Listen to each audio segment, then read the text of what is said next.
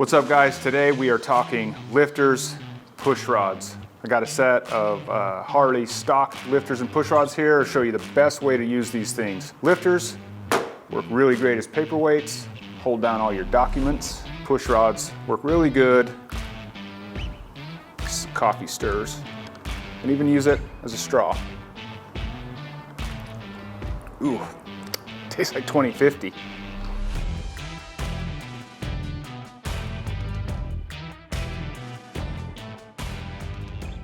What's up guys? Tony from Tucker Speed here with another tech tip video. This video is not really preaching or selling a certain brand product or certain product that is, but we're just going to be talking about lifters and push rods, kind of their purpose, differences between some of them, and push rods, solids versus adjustables. Why do we need adjustables? Stuff like that. Just really to get some good information out to you guys of like what the job is of this part and why choose this or that, how to adjust them properly and stuff like that. First, please just go on, like and subscribe so you can stay up to date on all of our upcoming videos as they roll out. We'll be trying to do some tech tip videos and how-to stuff. We got a lot of stuff coming out this year, so remember to hit that like and subscribe button. Let's jump into lifters first. On the bench here, I got a couple of lifters. I got a stock takeoff. I have an S&S Premium, or Precision, sorry. They're Precision lifter, and a Fueling Race Series full travel lifter. I really like the Fueling stuff. I run theirs in my race bikes and my personal bikes. They also have a short travel. We'll talk about the differences between full travel and short travel as well. So lifter, let's just start with the basics, the very simplest. Like, what is the lifter's purpose? What does it do? Going back to elementary school here, just got some stuff on the whiteboard, kind of got a few, I'm not an artist, so forgive me, but got some stuff drawn out here. And if you can see here being kind of a cutaway of a lifter sitting on top of a cam. You got the cam, lifter, inside the lifter with the hydraulic plunger and the spring behind it, push rod coming up, turning over our rocker arm, opening our valves, and the valve spring kind of counteracting that action. When we're talking about lifters, I mean, its main role is to, one, the roller is to follow the cam, and then as that cam rolls over and lifts everything, it's opening the valve. Now the hydraulic lifter, now its purpose is to keep the entire valve train at a zero lash, or basically keeping contact between everything. Because what happens with these motors, with a push rod motor, the cam, the lifters and everything are all off to the side of the crank. Valves are all the way up above on the top of the heads. And when that motor heats up, everything expands. So essentially, the distance between your rocker arm and your cam, it gets further apart. Now, if we didn't have a hydraulic lifter, you would end up with a gap somewhere between, the roller, the push rod and the lifter, the push rod and the rocker arm, and you end up with a really, really noisy top end. So the job of the lifter is to absorb some of that growth, and the hydraulic piston inside the lifter travels up to take up that lash. And how it does that is hydraulically, and oil enters in the side of the lifter, pumps up this cavity, and moves this piston inside the lifter up and down to kind of follow the growth and shrinking of that motor as it goes through the heat cycles. You can see kind of on this diagram I've drawn here, the piston is all the way up inside the lifter. Now basically that's where you would call a zero lash. So if you're putting in an adjustable push rod here and you're just adjusting it to the point where it first makes contact with the rocker arm and the piston at fully pumped up, that would be your zero lash, and you would start your adjustment there. When you finish your adjustment, you're gonna end up with the piston kind of traveled down, or preloaded if you will, down into the lifter about halfway in its travel. So that kind of brings me to the next point of a full travel versus a short travel lifter. Full travel, the distance between that this piston has to travel in a full travel is, depending on the brand, roughly about 200 to 250 thousandths of an inch, or 0.250.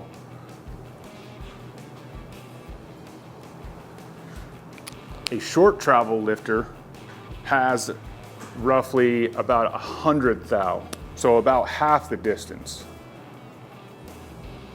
So when we preload it or adjust it, the adjustment is quite a bit different, by half.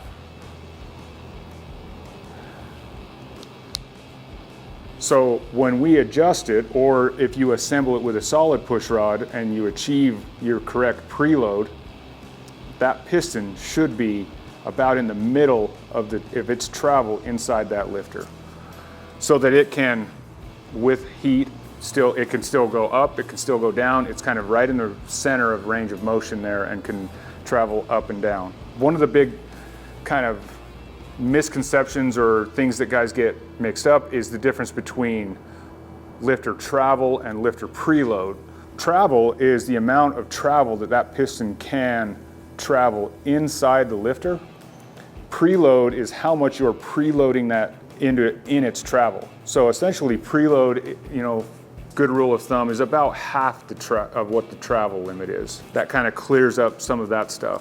One last kind of important job of the lifter is oil flow to the top end. You can read about or hear about a lot of guys talking about just throwing some GM lifters or Brand X or whatever lifters into a Harley, and that they're all the same, and they're not. Oil flow characteristics through the lifter are specific to a Harley. How the oil travels through the top end and everything is different on these motors than it is on a liquid cooled GM motor. What happens is, if you can see on my little diagram here, the oil enters the side of the lifter, fills up this cavity underneath it, pumps it up, and then that oil is actually passed through into the push rod, travels up the push rod, through the rocker arm, lubes your rocker arm bushings, sprays out, lubes everything above the valves. Now, if you throw in just some random lifter there,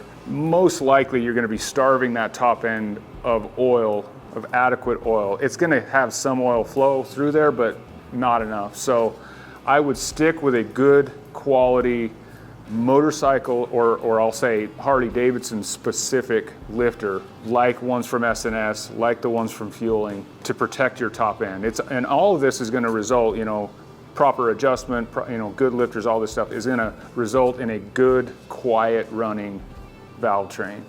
So we're going to move into push rods, some differences in push rods, push rod adjustment, why adjustables versus solids, and why you need some of that stuff. First, I just want to take a minute to thank the fine folks at Law Tigers, motorcycle attorneys. They sponsor all of these videos. What a lot of you guys don't see, you might see them at events, you might see their ads on, TV or YouTube or whatever. They're not just they don't just help riders in need, they pump a lot back into the motorcycle community, and I just want to take a minute to say thanks to them. They make these videos possible and a lot of other stuff in the industry, and they're there when you need them in case of an accident. So I just want to say thanks to the Law Tigers. So push rods, I have 2 push rods sitting here. I have an S&S Quickie, if you can see that guy. Thread this out so you can take a look at the differences in thread pitch between this one. Like I said, that's an S&S Quickie. This is a Fueling push rod. You can see a big difference in thread pitches there. Why do you need adjustable push rods? Well, there's a lot of things. One being, if you do a different cam, the cam base circle, basically the diameter of the cam when it's off the lobe, can be different. Therefore, it's changing, again, the difference between the distance between the cam and the rocker arm.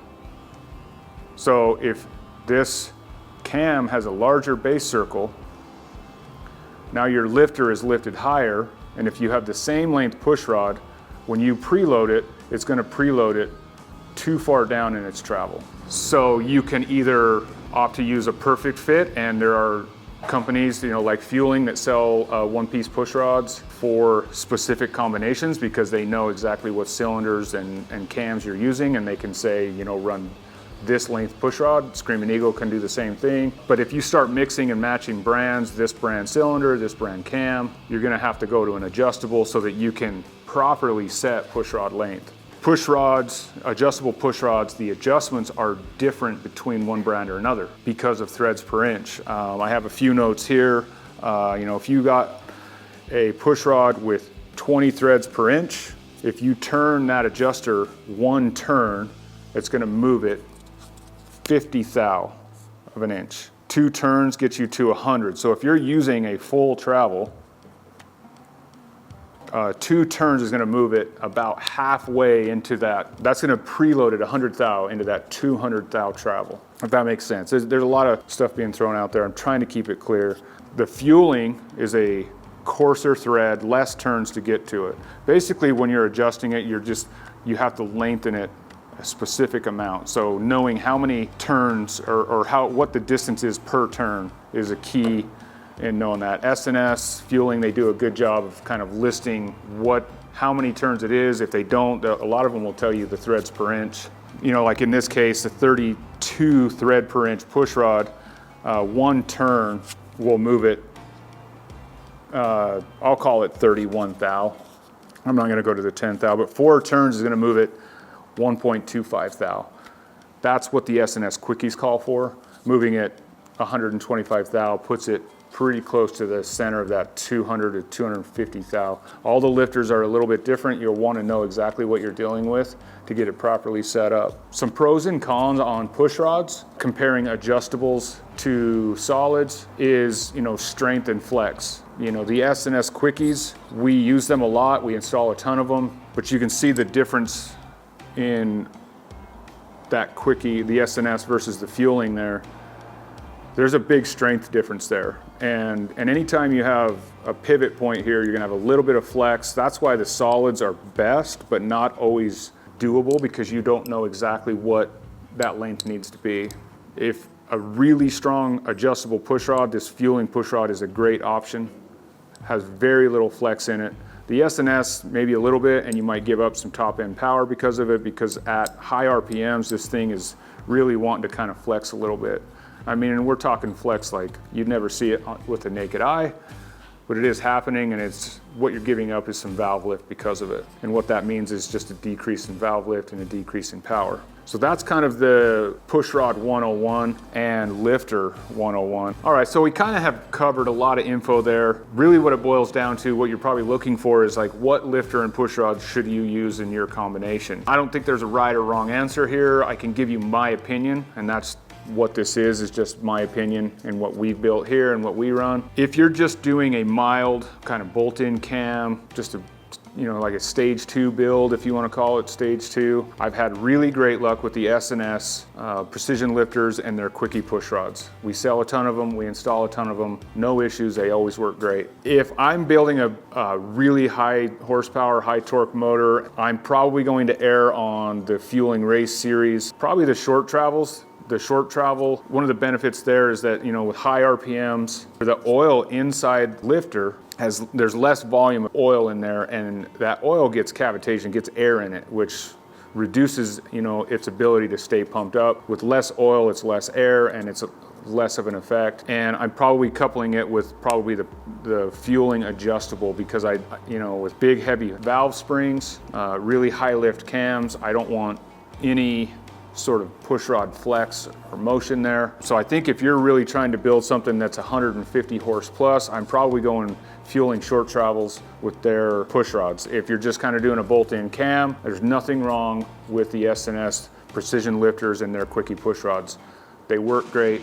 We've done a ton of them, and I can stand by that. That's my 2 cents. If that answers your question, hopefully that's helped you make a decision on what kind of package to put together for yourself. But just be informed on what you're buying and what works well with what. So, and I hope this information has been helpful. Look forward for more videos coming out. We got videos coming out weekly, all year long. I hope you guys enjoy them. If you have questions or comments, please drop them below. I'd love to hear from you guys. Thanks.